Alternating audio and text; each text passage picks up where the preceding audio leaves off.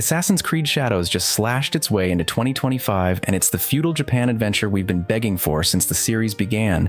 But is this dual protagonist epic the ultimate shinobi samurai fantasy, or does it crumble under the weight of Ubisoft's bloated formula? I've spent over 50 hours in Sengoku-era Japan, and this review is a must-watch before you buy. Let's dive in.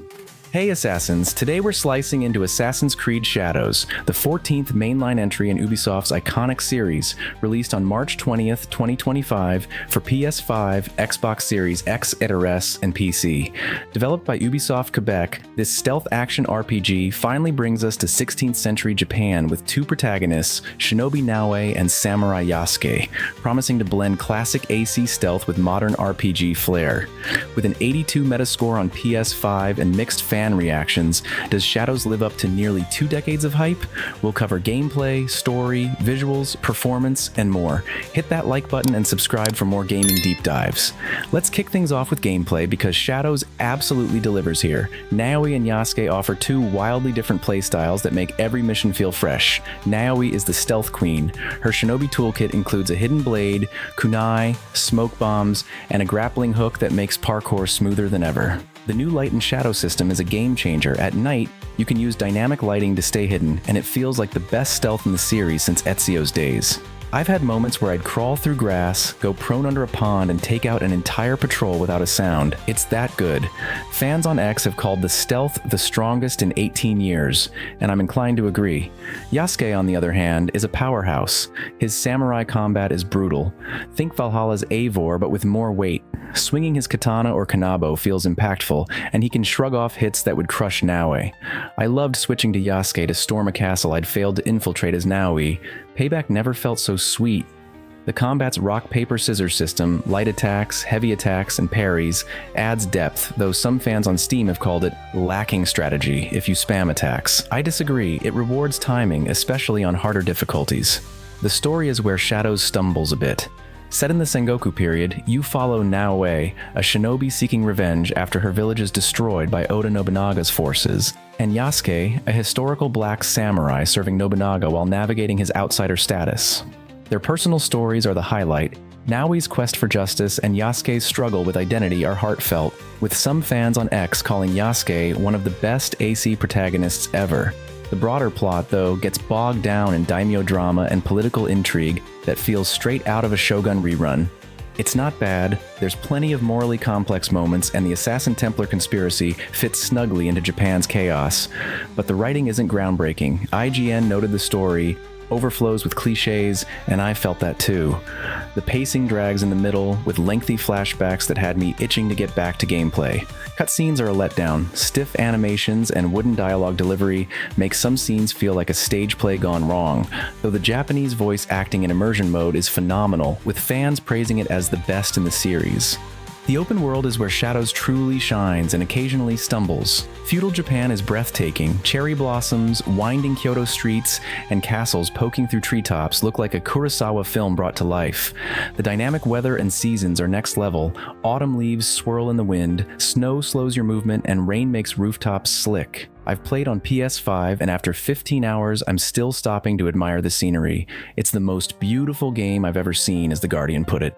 But it's not perfect. The map is massive with 9 provinces to explore, but it's stuffed with Ubisoft's classic bloat. Bandit camps, collectibles, and repetitive side quests like find the hidden scroll at temples. Rock Paper Shotgun called it a marathon of distraction, and I get why. Sometimes I just wanted to focus on the main story. That said, the new objective board system, adapted from Mirage, is a smart tweak. It organizes quests into a web of targets and intel, making exploration feel more purposeful, though it trades off some organic discovery. Visually, Shadows is a masterpiece in motion. The Anvil engine has been pushed to its limits. Water droplets, swirling leaves, and destructible environments like shoji doors make every moment pop. You can slice through bamboo or splatter blood on fruit stalls, and it looks incredible. The attention to detail is insane. NPCs pray at shrines, perform theater, or sell goods, making the world feel alive, but the presentation has cracks. Cutscenes are a downgrade, character animations are stiff, and facial expressions expressions often fall flat, which undercuts the story's emotional weight. The music is hit or miss. Idle tracks are relaxing, but some battle themes feel out of place, with modern hip-hop tones that clash with the setting, as noted in a Fextra Life review. Still, the Japanese dub and cultural details, like tea ceremonies and removing shoes before entering buildings, add authenticity that Bleach fans will appreciate. Performance-wise, Shadows is surprisingly polished for a Ubisoft game. On PS5 and Xbox, it's a dream, 55 to 60 frames per second in performance mode with no major issues, and user scores reflect this, with 4.79 out of 5 on PS5 and 4.5 out of 5 on Xbox. On PC, it's a different story. While it looks stunning on high-end rigs, think ray-traced lighting and enhanced destruction, some players on Steam report bugs like clipping, freezes, and NPC spawning issues, giving it a very positive 81% rating, but with complaints about optimization. I played on PS5 and had a smooth experience, but if you're on PC, you might want to wait for a patch or two. There's no multiplayer, which isn't a surprise, but the lack of co-op, despite rumors of it being added later, feels like a missed opportunity. Given the game's vast open world and intricate combat mechanics, co-op could have added an entirely new layer of strategy and immersion. Imagine sneaking through enemy camps with a friend, pulling off perfectly synchronized stealth kills, or engaging in large-scale battles with coordinated attacks. The potential for emergent gameplay moments where two players devise creative strategies on the fly could have made the experience even richer. It's a shame that Ubisoft opted for a purely single-player approach, especially when past titles have experimented with multiplayer elements.